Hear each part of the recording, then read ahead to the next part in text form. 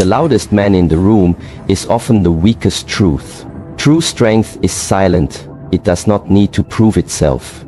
Stillness is not doing nothing. It is doing everything without noise. While others react, the master observes. Power is not in motion, it is in control. This is the first truth on the path to inner mastery, yet it is the hardest for most to understand because we have been trained since childhood to believe that every emotion we feel is who we are. We say, I am angry, I am sad, I am frustrated, but these are not who we are, they are simply states passing through us. Imagine a clear blue sky and clouds drifting across it. Your emotions are those clouds. But you are the sky itself, unchanging, unmoved. You are not the chaos you experience, you are the space in which the chaos happens. When someone disrespects you, or challenges you, or tries to provoke you, the common reaction is to feel the emotion rise like fire in the chest. The heart beats faster, the breath shortens, the fists clench, and before you know it, you are caught in the moment. But in that moment you forget the one thing that would give you power. You forget that you have a choice. The observer within you is always present. It is the part of you that can see yourself becoming angry. It is the part of you that hears the voice in your head scream but does not scream with it. It watches the storm but does not become the storm. This observer is the real you. At the Shaolin temple, the monks do not train to fight others, they train to master themselves.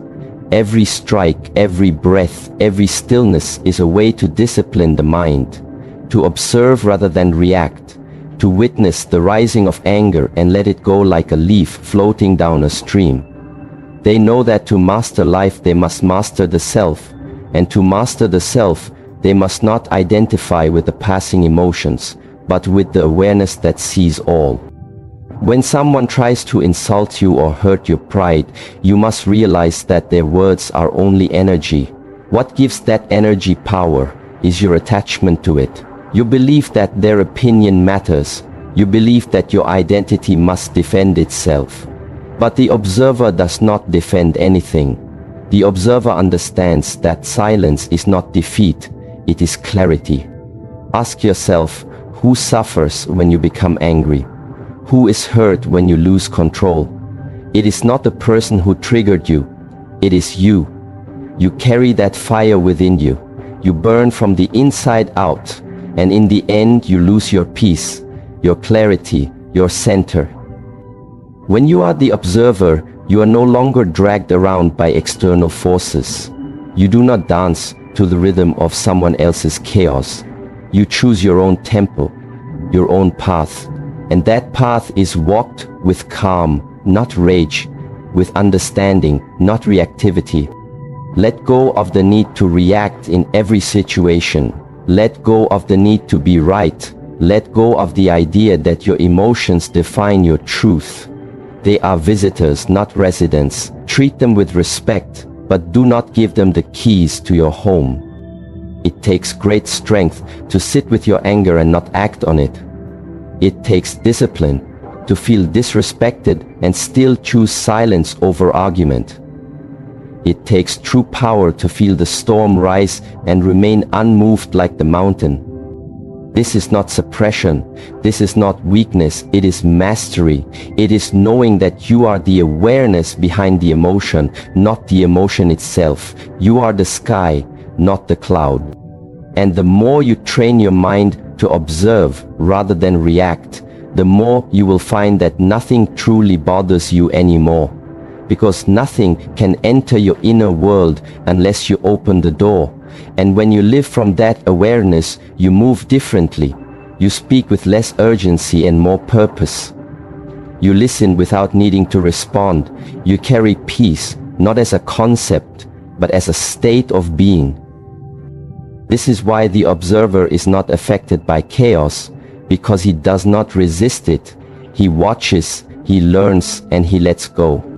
Your power lies not in what you feel, but in what you choose to do with what you feel.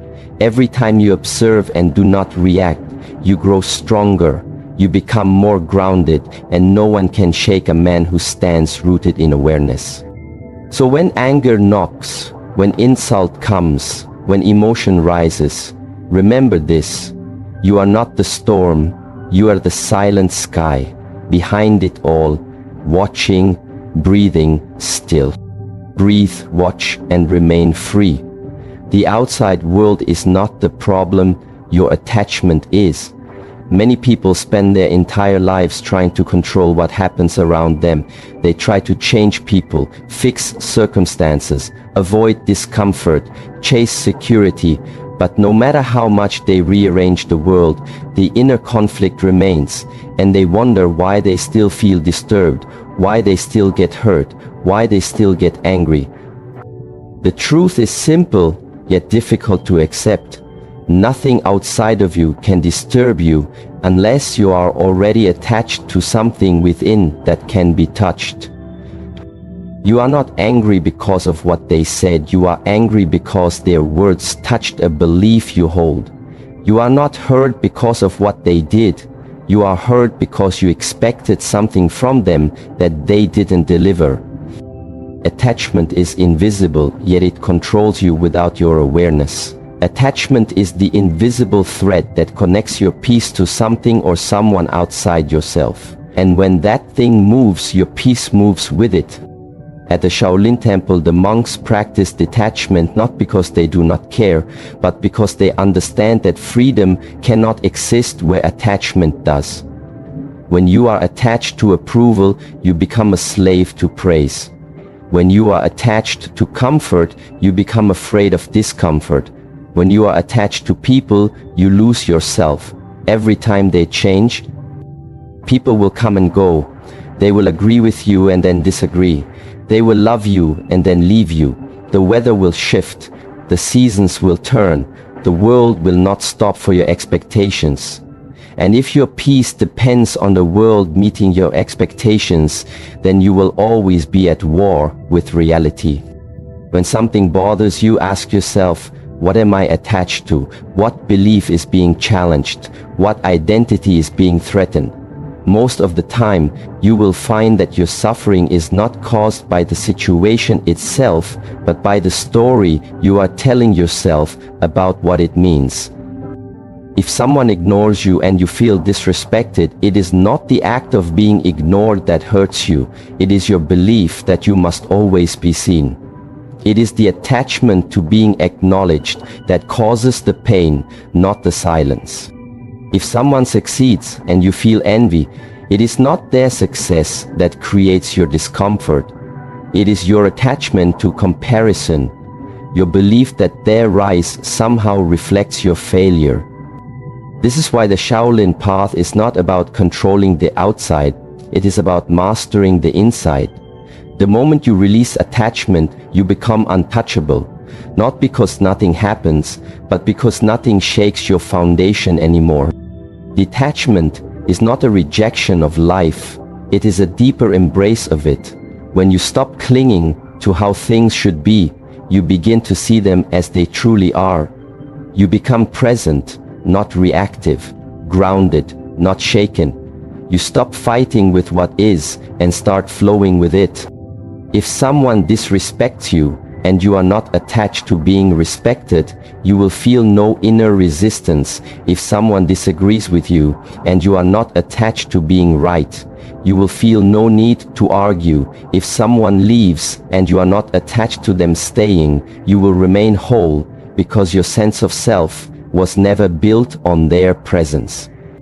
Let go of the need to be understood, the need to be right, the need to be in control, the need to have everything go your way. These needs are chains that keep you bound to suffering. It is not the rain that ruins the day. It is your expectation of sunshine. It is not the traffic that frustrates you. It is your attachment to speed. It is not the silence of someone else that hurts you. It is your craving for attention. Life becomes simple. The moment you stop demanding it to be different, you begin to move lightly, without resistance. You accept what comes, you release what goes, You stop trying to bend the world to your will, and instead, you bend your mind to meet the moment. When your peace is rooted in something eternal, not external, you walk with grace. You are no longer moved by opinions, noise, chaos, or failure. You observe everything, and you respond only when necessary, not from fear, not from pride, not from anger, but from clarity. And this clarity comes when the noise of attachment fades, when you realize that peace was never in the outside world, it was within you all along, waiting to be uncovered, not through more control, but through letting go. The journey is not to gain more, it is to need less. To stop seeking security in things that can be taken, to stop seeking validation in people who change, to stop building your identity on what you possess. When you let go, you do not lose anything, you gain everything. You gain freedom, strength, presence, and unshakable peace. So let go of the illusion that the world must behave for you to be happy. It is not the world that disturbs you, it is your clinging to how it should be. When you remove the attachment, nothing can bother you anymore, because there is nothing left for the world to pull on. That is real power, that is real peace, that is real freedom. Keep walking the path with empty hands and a full heart. Energy flows where attention goes. Train your focus. Most people spend their lives exhausted, not because they are working hard, but because they are bleeding energy through distractions, reactions, and emotional noise. They allow their attention to be pulled in every direction without ever stopping to ask where it is going or why it matters. You cannot control your life if you do not control your focus, because your energy is not infinite. Every moment you spend thinking about things that do not serve you, every moment you react to things that do not deserve your energy, you are weakening your own foundation. The world is loud and it wants your attention. Everything fights for it. Your phone, your fears, your ego, other people's drama. But the warrior walks a different path. He understands that attention is not cheap. It is sacred. If you constantly focus on what makes you angry, you will become an angry person. If you always look for what is wrong, you will live in a world that reflects that. If your attention is stuck on the past, you cannot move forward. And if you give your attention to the opinions of others, you will never hear your own inner voice. This is why training the mind is not optional. It is essential. Your focus is a blade, and without sharpening it every day, it becomes dull and scattered. At the Shaolin Temple, every movement, every breath, every silence is part of that sharpening. The monks do not only practice martial arts to build a body, they practice to discipline the mind, because a body without a trained mind is wild and dangerous, but a mind without a trained body is weak and unstable. Focus is trained in silence, in repetition, in discomfort, and in patience. When you sit with your breath and feel your thoughts pull you away, and you return again and again. You are building inner strength. When you keep your attention on what matters, even when everything around you screams for distraction, you are becoming unshakable. Most people are not tired because they are doing too much. They are tired because they are scattered. Their attention is split between 1,000 meaningless things, and none of them bring peace. When your energy is diluted, your power disappears. But when your energy is focused, your presence becomes powerful. To never be bothered by others, you must stop giving them your attention, not because you are cold, but because your peace is too valuable. When someone disrespects you, they want your reaction, they want your energy, and if you give it, you are feeding the fire. But if you keep your focus within, if you do not react, you stay in control, you do not lose energy, you gain it. Discipline is focus in motion. It is choosing to stay present when the mind wants to run, It is choosing to stay calm when the world tries to provoke you. It is choosing the harder path, not because it feels good, but because it builds strength. Ask yourself where your focus goes each day. Does it go to building your inner world, or is it lost in pleasing others? Does it go to mastering your craft, or is it wasted comparing yourself to others? Is it used to create, or is it used to complain? You cannot rise if your focus is on the ground. You cannot grow if your attention is always on what you lack. You cannot master yourself if you are constantly watching others. Where attention goes, energy flows. Where energy flows, life grows. And if your attention is rooted in silence, presence, and purpose, then your life will begin to reflect that same power. Most things do not deserve your attention. Most problems are not real. They are just shadows made larger by focus. Take your focus away and the problem shrinks. Take your energy back and the storm dies. You must become the guardian of your attention. Choose wisely where it goes and who gets it. Your focus is your life. If you give it away too easily, you lose yourself. But if you direct it with purpose, you become unstoppable. Your peace, your strength, your growth, they all begin with focus. The more you train it, the less the world can disturb you, because you no longer give your power away for free. Keep your eyes on the path, keep your energy within, and let every step be a reflection of your discipline and awareness. Stillness is not weakness, it is mastery in silence. In a world that constantly tells you to do more, speak louder, move faster, the greatest strength you can show is to remain still when others rush to react, to stay silent when others raise their voice, and to stand firm when everything around you begins to shake. Stillness is not the absence of power. It is the purest form of it. It is the expression of a mind that is not controlled by the moment, but that sees beyond the noise. It is the discipline of someone who has trained himself not to move unless movement is necessary, not to speak unless words are needed, not to fight unless the fight is worth it. People think that if you do not react, you are weak, but in truth, if you react to everything, you are not in control. You are a puppet moved by the strings of emotion, pride, fear, and ego. The one who reacts instantly is not free. He is trapped in habit. He is ruled by what he feels, not what he knows. But the one who is still is free. He sees the emotion rise and he watches. He hears the insult, but he does not flinch. He feels the storm, but he is not moved, because he understands that stillness is not passive. It is active. It is alive. It is awareness in its most focused form. At the Shaolin Temple, stillness is practiced as much as motion. Monks stand for hours in silent postures, not to punish the body but to discipline the mind. Every moment of stillness teaches them that they are not here to chase every thought, to follow every feeling, to answer every provocation. They are here to remain grounded, unshaken, fully present.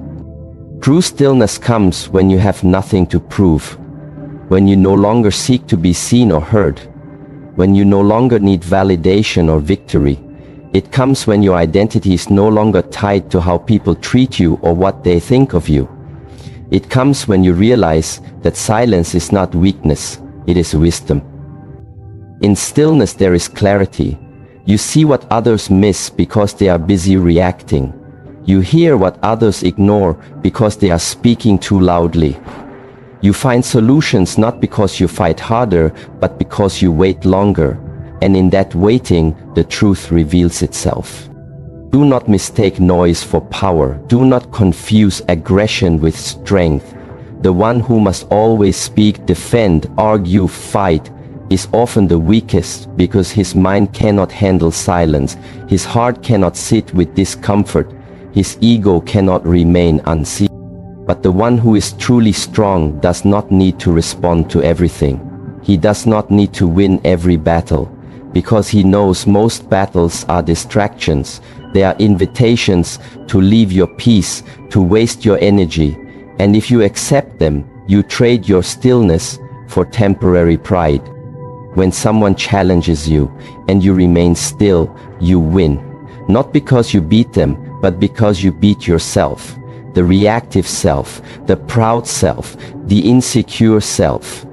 You prove that you are no longer controlled by the lower mind, but guided by the higher one. Stillness does not mean inaction, it means right action.